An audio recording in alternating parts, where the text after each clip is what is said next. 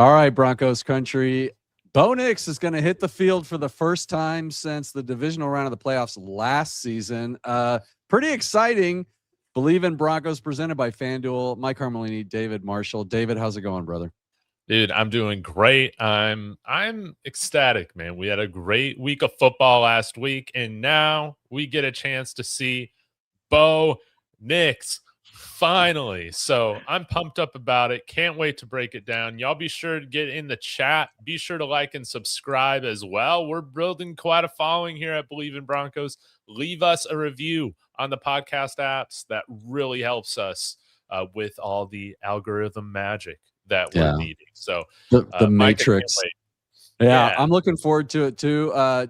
Speaking of FanDuel, they have the Broncos as 5.5 point favorites at home. Makes a lot of sense to me. The Broncos are pretty dominant against Green Bay, honestly, in the preseason. The Denver holds a 7-3 advantage over the Packers in the preseason and a 8-7-1 in the regular season. So we kind of have our way with them ever since we beat them in the Super Bowl and Super Bowl 32. So this should be a fun one. Yeah, I think so. You know, the game against the Packers was one of the best games of the season last year, I thought. And so this is going to be a little bit better of a test, right? To see where some of our rookies, our backup players are looking like. Again, Atlanta's in a totally different space than where we're at, and Green Bay is a little bit closer. So if we can go out and get a victory this weekend against the Packers, I think that bodes well for our backups and our depth playing. The Broncos beat Atlanta 27-7, and the Packers lost to the Steelers last week. I think it was 28-9. They couldn't muster a touchdown. They had 3 field goals.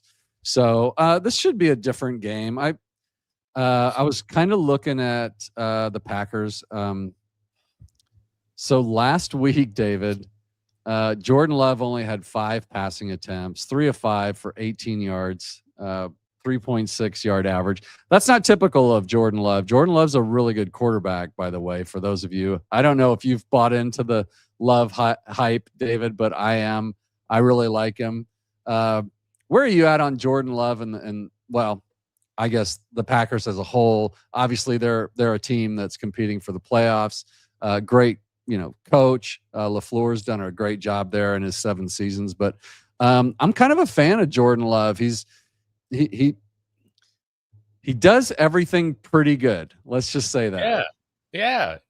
I think at the very least, he's a top half quarterback in this league. Mm-hmm. I think you could say him fringe top 10. I think that Green Bay kind of suffers from some of the same lack of attention that Denver has as well, just kind of being in an isolated part of the country. So I think Packers fans are pretty high on Jordan Love, just like we're pretty high on Bo Nix, and we feel like both of these guys are criminally underrated. So it was great to see Bo outplay him in this past game. But I think the Packers, they're more so maybe a dark horse contender this year for the Super Bowl.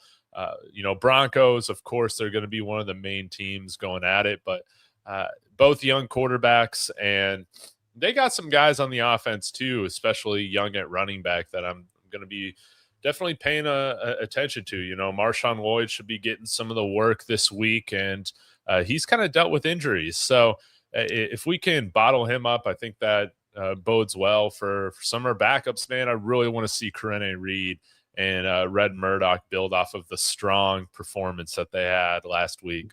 Yeah. Marshawn Lloyd is one to watch. G-Man brought this up to me earlier. He's a big Packers guy, and 5'9", 220, very familiar to Broncos country and the running back size. Out of USC. He was drafted in 2024 in the 3rd round by the Packers. They really like him, and I like him too. Like to see what he does. Josh Jacobs probably won't play from what I'm hearing, but it'll be good to see what he can do. Good to see what our defense does against him. But I guess the big subject we need to talk about is that's enough of the Packers. We can talk about that on another show later, but when we break that down. But let's talk about the Broncos a little bit, David. How big is it to see Bo Nix back on the field what do you want to see from him aside from not getting injured? Like, what are you looking for on? Is it Friday night? I take it. I think it's Friday. I think all of our preseason games are on Friday this year, which is awesome. Like Friday night's a great night for preseason football. Yeah. So, Friday at 8 p.m. Eastern looks like. Yeah, I'll take it. But I want to see this offense go and score. Last preseason, we should have known. I think we should have taken a little bit more stock in how sputtered the offense just looked in preseason, right? And Sean Payton, what was it in that second game, right? He's leaving the starters in basically the whole first half because they couldn't score. I think that he was getting kind of frustrated with it. Bo Nix was too. I just want to see this unit march down and score on the first or second drive. And if they do that, then that's all we need to see until Kansas City. But they need to get that taste of success. Like before we shut down the preseason. Yeah, I think they need to carry over what they've been doing in practice. And today was a good example again. Bo hit Waddle for a 60-yard touchdown over Patrick Surtain. Ingram caught a 25-yarder, a 15-yarder, moved the ball in team periods. So the offense has been doing it in practice. I want to see the first team offense do that in the preseason and then again in the regular season when that starts. So last week, we did see Stidham and Ellinger aired out a little bit. We had about 200 yards in passing. On the day, of course, Stidham got a touchdown on that first drive. Love to see that Bo this week. Coach Payton, David said about 14 plays from Bo and the starters, about like last week. So probably about right, especially being at home, familiar, territory, familiar turf. They'll protect they'll protect Bo. And probably try to get the ball out of his hands pretty quick. What I don't want to see is Bo get competitive, start yanking on Nick Benito's leg or something and go run off for a 50-yard run. Let's just keep him safe and get him out of there. But, yeah, you're right. On the offensive side of the ball, I definitely want to see a score or at least not a 3-and-out and just a messy operation. I'm with you there, man. Now, I'm assuming Jalen Waddle isn't going to play in this game. Have they announced what his status is yet for Friday? No, and they won't probably till tomorrow. But I can tell you that he was full go today, and so why not? If he's practicing and he looks good, why not get him out there for a few plays? That would be awesome. Yeah, it'd be the first time we get to see the quote unquote new wide receiver room, which he did make all shiny and new. It'd be nice to see him out there. PS2 today just said, man, he's fast. He's so fast. Scored a touchdown on PS2 today. 60-yard bomb, dude. I mean, that was I think that got in his craw a little bit. He kind of laughed about it. PS2 laughed about it a little bit. Said, man, he's fast. It's just he's going to be tough to cover. And I think, we want to see Davis Webb use him. I wouldn't mind if he went in there and ran 3 plays and did something and they took him out. Said, okay, you're done. We just wanted to see it once. I'd be cool with that. Yeah, just have him on a quick little slant or a screenplay or throw something deep. Like you said about Davis Webb, wanting to stretch the field a little bit more, call some more deep shots. Maybe we just dial one up for Jalen Waddle, and then we call it a day for him. Yeah, I'll be interested to see if Wattenberg gets any playtime. That one would surprise me. I think we'll probably see Ortega, Throckmorton. Maybe not worth bringing Wattenberg out there, risking him. You think Forsyth might play? Was he? No, I don't. I think he's still out. He was still out today, and I think he maybe he's working on the side. But you know what? If they're that injured, I think it's important we get Wattenberg back. I don't really need to see him out there, but we don't want Bo killed either. We want the best out there with him. So we'll see what happens. And now the defensive side of the ball, David, this is where some action could take place. Yes. We're going to have our eyes on, first of all, the linebackers. Red Murdoch, some really good, some okay in the first game. He's going to get some more looks in this game. What are you hoping to see from your boy Red Murdoch? Well, I just want to see him continue to build on the strong performance he had. I think he's going to get a lot of play time. So if he could lead the team in tackles again this week, I think that would be that would be an A+ day from him, and showing some pass coverage chops. I want to see him one-on-one a little bit more often, maybe with like one of these running backs or Josh Wiley at tight end or something like that. We had, when I was going back and watching the coaches tape of the defense, man, Karene Reed, they had him in man coverage, they had him in zone. There was just a lot that we could see from him. Red Murdoch, not as much, but it was great to see him sniff out that screen. But the Packers are a good team. They have a lot better quarterback play than what the Falcons had. So yes. Tyrod Taylor, there's the backup quarterback, and Kyle McCord now, who I think should be in his second year. I think that he's a really talented passer. So the quarterback play will be elevated this week, and I hope Red Murdoch gets some targets to show what he can do. So let's just put it all out there. Let's figure out exactly where he's at in pass coverage. Man, it's a good sign when you've got Red Murdoch, Karene Reed, and Torian York all making a push for play time and looking good. Like that's a position that we want to home grow, and we're looking like we might have some future stars in that position. And Cornbread says this is a level up game, and it is. This, just like you said, it's going to be a better offense for this vaunted backfield to go against.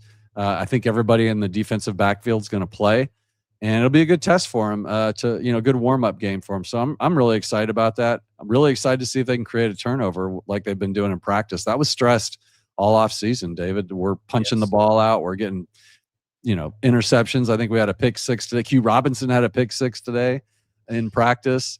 KD had a pick. So yeah, you get good at what you practice, right, David? I mean, that's the thing. Totally. And speaking of the turnovers, talking about some of the defensive guys in this game, I want to see Jahdae Barron build on that strong performance that he had last week. And like you said, Packers are a better team. And again, I don't know like how often, how much of Matthew Golden you'll see, but there are some other wide receivers that I think are pretty talented here for the preseason. Bo Melton, Savion Williams is a guy that they've been developing. Of course, Will Shepard, if you're familiar with CU, he got in some of the games last year for the Packers. Sky Moore is still there, but I would like to see Jahdae Barron in some press against some of these guys. That's something that we didn't see at all from him. I mean, he was playing, 10 yards off a lot. He's playing a lot of off coverage last week, and so I wonder if they'll throw him some press coverage looks just to see how he looks doing that, because you got to show that you can do that if you're going to play for the Broncos on the outside. I think he's gonna get that opportunity now. Like we said, VJ seems to be pretty high on him. Of course, that's what he's going to say, but they like where they're at, moving him around and having him be kind of a jack of all trades on defense. He even mentioned some at safety, which went against what Sean Payton told us the other day, that no, he is not playing any safety. Uh-oh. So who knows? Yeah, cat fight in Broncos Park. But VJ said that Jahdae Barron, nickel, dime, inside, outside, and safety. So I'm still looking for that package at safety. We talked about on the show yesterday with all the 2 tight end sets. There might be a real niche for Jahdae Barron to cover a tight end out of the backfield and still be, kind of like a light safety with coverage skills, or a light linebacker, I guess I should say. Maybe you leave Sternad in and pull Singleton out and put Jahdae Barron in there in that dime sort of look. I don't know. I'm looking to see some of that in the preseason, obviously beyond, just keeping everybody healthy. We went over the 53 on defense. I did want to ask you about a couple other players. I still want to see. I want to see some more from Tyler Onyedum in this game, David. I think we're pretty set on the defensive line, but he's our first pick in the draft, right? Like, we want to see. He's flashed in practice, but it'd be nice to see Tyler Onyedum do something in this game, David. Do Did you get a chance to catch up on him a little bit? And what are you looking forward to seeing? Yeah, I mean, there definitely were some holding calls on him that were not called last week, and so again, you'd like to see him not use that. I'm not using that as an excuse. Like, you still want to see him make some plays, and Yeah. I'll loop Savion Jones in there as well. Like, both of these guys have gotten like rave reviews all throughout training camp, right?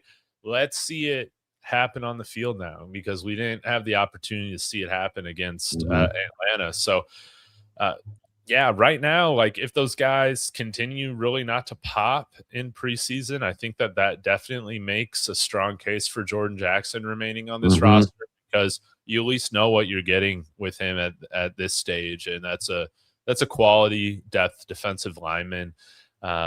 Another guy too that I wanted to point out before I forgot, that I want to really see build on his performance last week, is JL Skinner. Like, he looked like the missile that we'd like to see there, a 6'4" safety. That doesn't happen very often. I thought that he looked great in run, kind of a mixed bag in pass, but let's see what he can do against the Packers. But right now, I think until, unless Miles Scott or Tyson Anderson have a nice bounce back performance, I think that JL is definitely well in the lead for this fourth and possibly final safety spot on the 53. Yeah, we have Hufanga, Jones, of course, Devon Key, and then it gets murky between Scott, Skinner, and Tyson Anderson. At this point, somebody needs to make a play. I think Miles Scott needs to. I haven't heard much from him. He needs to, do something. Anderson needs to have a kind of a bounce back game from what he had against Atlanta. I think we both thought he didn't look that great. Skinner's making a push to stay. So that could mean the end of Scott or Anderson. We'll see. And Friday night will be a great night for that. On the offensive line, you just jump back to offense, and I apologize for bouncing you around so much. Good.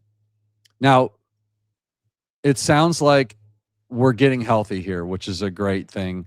Again, with Wattenberg the way he is, and Forsythe probably not playing at all, I'm okay with these other guys playing, but I still want to see. I'm hearing a lot of good things about Cage Casey, and he's lower than everybody. He's got great hands. He's been playing really well. I'm going to try and zoom in on him in this game and he's one of the guys I want to keep an eye on the offensive line. Do we see him second string or third string, David? Where do you think that Cage is going to come in? Like, after Palczewski and those guys? Or yeah, he'll come in after. Well, he'll probably come in with Palczewski. I would think. Okay. So you have him with the second stringers, but yeah, I would like to see him play a lot. So maybe into the second half, I think that would be great.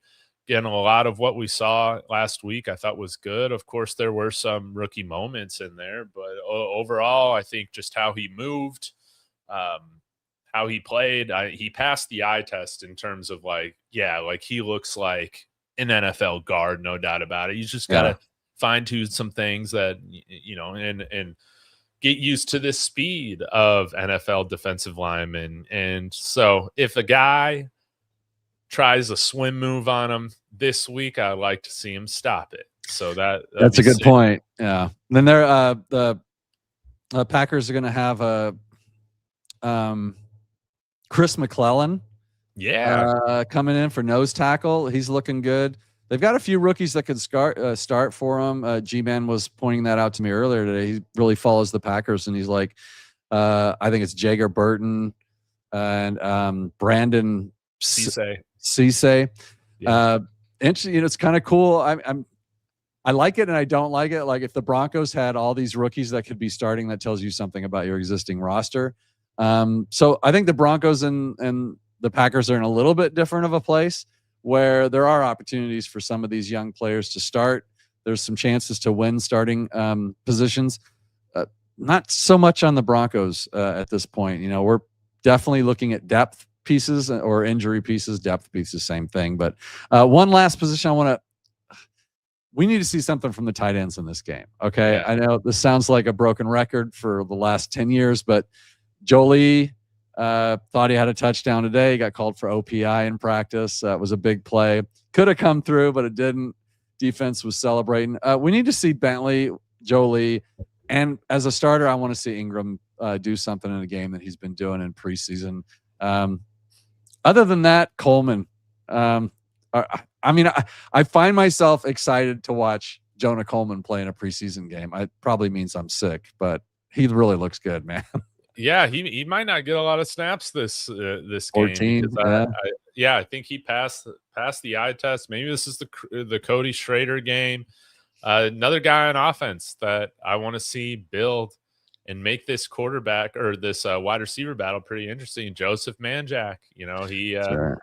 I think he had 3 catches, 40 yards last week. Again, the man with no gloves. I think he's rocking number 80. I can't remember. 87. I think he's 87. Ross is 87. Maybe there's 2 87s out there. I don't know. I don't know, but Joseph Manjack, I want to see this guy make a strong case to say, I dare you to try and let me go to the practice squad.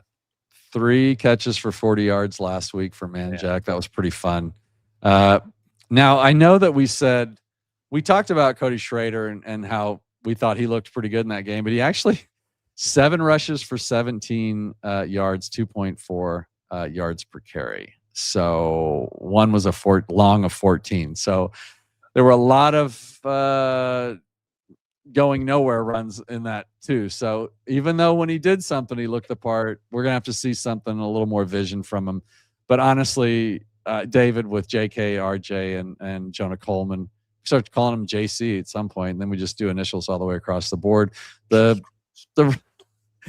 running back room looks like it's pretty set. So we're down into talking about our 4th string running back. Yeah, let's see Hakeem Butler ball out. Let's see some of these guys that we've been waiting to see have their games. How about Drew Sanders? Hasn't practiced all week. This dude better be active for Friday. That's not good for him. He's not going to be active. If he doesn't practice tomorrow, he's out. That's just the way it goes. Well, Drew Sanders, you better be practicing tomorrow. I'm going to lose my mind if this man gets a sack and then is inactive the next game, man. We might have seen the last of him. I don't know. We'll see. Darian, Cornbread, you guys were great in the chat. Appreciate you. David, what do we got going on over at David Talks Broncos for the rest of the week there? A lot of great stuff. stuff. Wake up. I need to wake you up with some coffee before the show next time. So your 10th show of the day. Yeah, follow me over at David Talks Broncos. Got some film review stuff, still coming out. Collaborations as well. And Mike, what you got coming up for Mile High Monsters? Today we have Cody Shavok from West War Room Rivals coming on the show. David, you're going to get to meet Corey today. So it's going to be awesome. Stay tuned for that. Be on at 5 Central. So we're moving. We're constantly moving over here. But like and subscribe, guys, watching the channel. We appreciate you guys in here. We're here every day. If there's more news, we'll report more news. Don't worry. We're always going to be back. So thanks again for watching. Thanks to FanDuel for sponsoring the show. And I'm going to have to start putting a list up just to keep track of everything. All right. You're doing Go great, Broncos. right? We'll